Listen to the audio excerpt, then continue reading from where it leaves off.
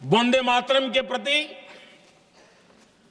मुस्लिम league की विरोध की राजनीति तेज होती जा रही थी। मोहम्मद अली जिन्ना ने लखनऊ से 15 अक्टूबर 1937 को वंदे मातरम के विरुद्ध का नारा बुलंद किया। फिर कांग्रेस के तत्कालीन अध्यक्ष जवाहरलाल नेहरू को अपना सिंहासन डोलता दिखा। बजाय कि नेहरू जी मुस्लिम लीग के आधारहीन बयानों को तगड़ा जवाब देते, करारा जवाब देते, मुस्लिम लीग के बयानों की निंदा करते,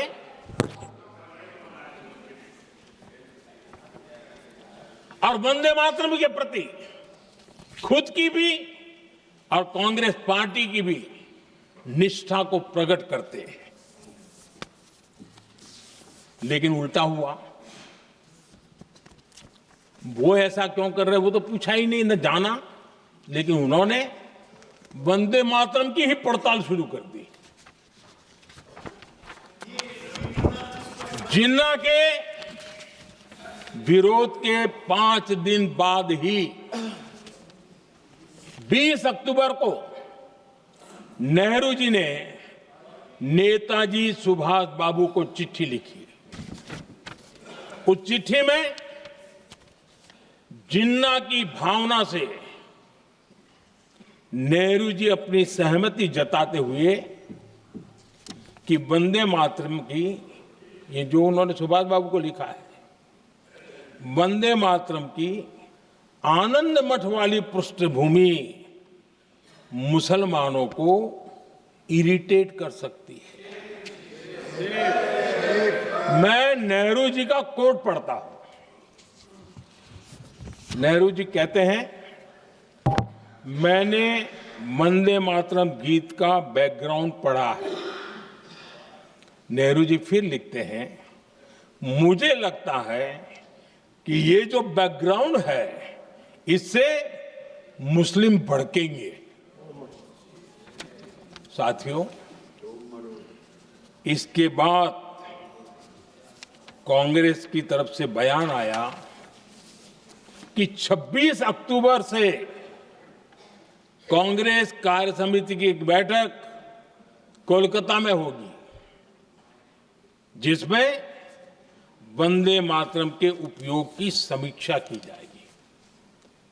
बंकिम बाबू का बंगाल, बंकिम बाबू का कोलकाता, और उसको चुना गया और वहां पर समीक्षा करना तय किया। पूरा देश हतप्रभ था, पूरा देश हैरान था।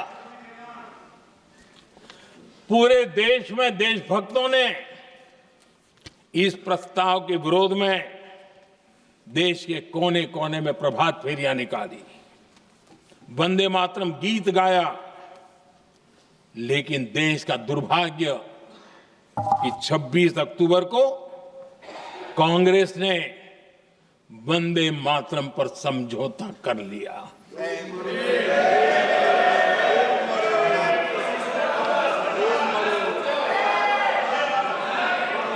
वंदे मातरम के टुकड़े करने के फैसले में, वंदे मातरम के टुकड़े कर दिए।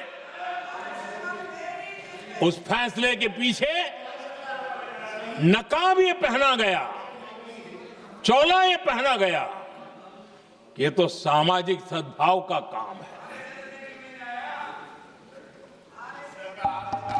लेकिन इतिहास इस बात का गवाह है कि कांग्रेस ने मुस्लिम लीग के सामने घुटने टेक दिए और मुस्लिम लीग के दबाव में किया।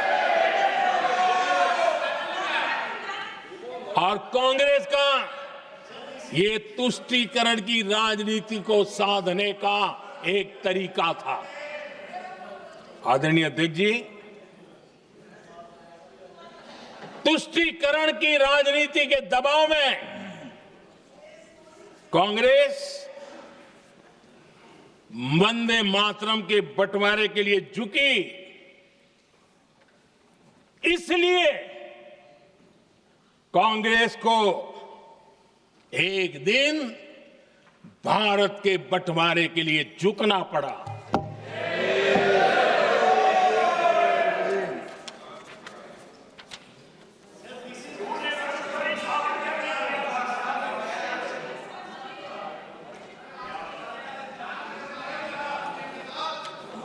मुझे लगता है कांग्रेस ने आउटसोर्स कर दिया है।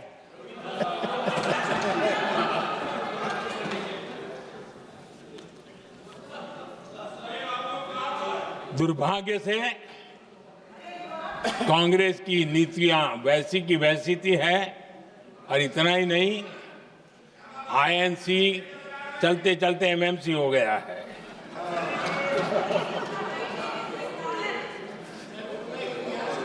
आज भी कांग्रेस और उसके साथी और जिन जिन के नाम साथ कांग्रेस जुड़ा हुआ है, सब वंदे मातरम पर विवाद खड़ा करने की कोशिश करते हैं।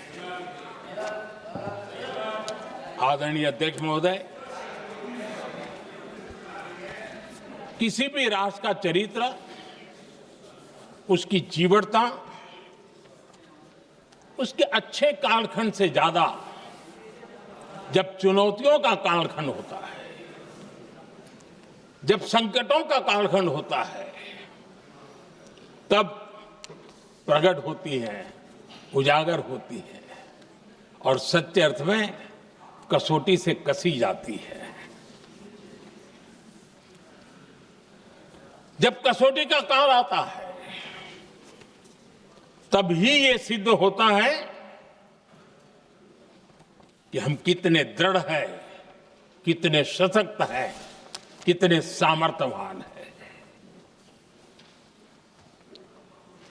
1947 में देश आजाद होने के बाद देश की चुनौतियां बदली, देश की प्राथमिकताएं बदली, लेकिन देश का चरित्र, देश की जीवटता वही रही, वही प्रेरणा मिलती रही।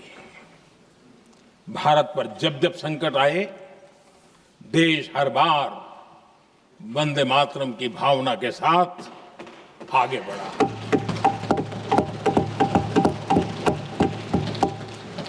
बीच का कालखंड कैसा गया जाने दो, लेकिन आज भी 15 अगस्त 26 जनवरी की जब बात आती है, हर घर तिरंगा की बात आती है, चारों तरफ वो भाव दिखता है, तिरंगे झंडे फहरते हैं। एक जमाना था जब देश पर खाद्य का संकट आया, वही वंदे मातरम का भाव था।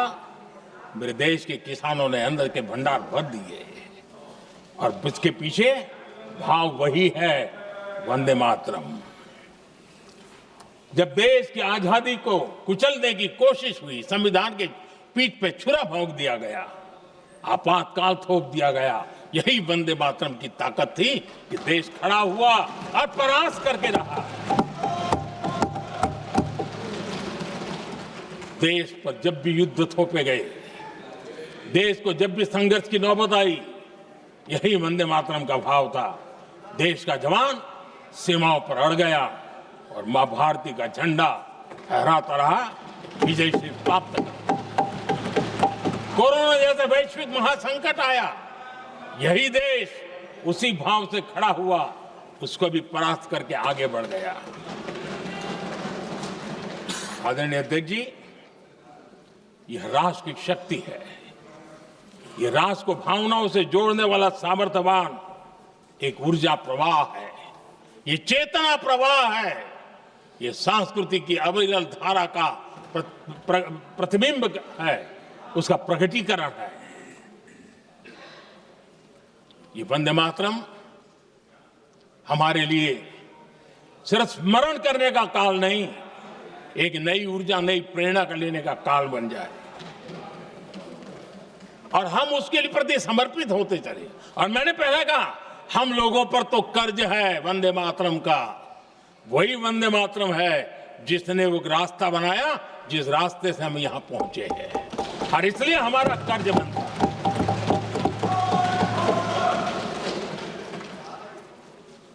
भारत हर चुनौतियों को पार करने में सामर्थ है। वंदे मातरम के भाव की वो ताकत है। वंदे मातरम ये सिर्फ गीत या भावगीत नहीं, ये हमारे लिए प्रेरणा है। राष्ट्र के प्रति कर्तव्यों के लिए हमें झकझोरने वाला काम है, और इसलिए हमें निरंतर इसको करते रहना होगा। हम आत्मनिर्भर भारत का सपना लेकर के चल रहे हैं, इसको पूरा कर रहा है। वंदे मातरम हमारी प्रेरणा है। हम स्वदेशी आंदोलन को ताकत देना चाहते हैं। समय बदला होगा, रूप बदले होंगे, लेकिन पूज्य गांधी ने जो भाव व्यक्त किया था, उस भाव की ताकत आज भी मौजूद है, और वंदे मातरम हमें जोड़ता है। देश के महापुरुषों का सपना था स्वतंत्र भारत का। देश की आज की पीढ़ी का सपना है समृद्ध भारत का। आजाद भारत का सपने को सिंचा था वंदे भारत की भावना है, वंदे मातरम की भावना ने। समृद्ध भारत के सपने को सिंचेगा वंदे मातरम की भावना। उसी भावना को लेकर के हमें आगे चलना है, और हमें आत्मनिर्भर भारत बनाना। 2047 में देश विकसित भारत बन के रहे। अगर आजादी के 50 साल पहले कोई आजाद भारत का सपना देख सकता था, तो 25 साल पहले हम भी तो समृद्ध भारत का सपना देख सकते हैं, विकसित भारत का सपना देख सकते हैं, और इस सपने के लिए अपने आप को खपा भी सकते हैं। इसी मंत्र और इसी संकल्प के साथ वंदे मातरम हमें प्रेरणा देता रहे। वंदे मातरम का हम रण स्वीकार करें, वंदे मातरम की भावना को लेकर के चले, देशवासियों को साथ लेकर के चले, हम सब मिलकर के चले, इस सपने को पूरा करें। इसी एक भाव के साथ ये चर्चा का आज आरंभ हो रहा है। मुझे पूरा विश्वास है कि दोनों सदनों में देश के अंदर वो भाव भरने वाला कारण बनेगा, देश को प्रेरित करने वाला कारण बनेगा, देश की नई पीढ़ी को ऊर्जा देने का कारण बनेगा। इन्हीं शब्दों के साथ आपने मुझे अवसर दिया, मैं आपका बहुत बहुत आभार व्यक्त करता हूं। बहुत बहुत धन्यवाद। वंदे मातरम।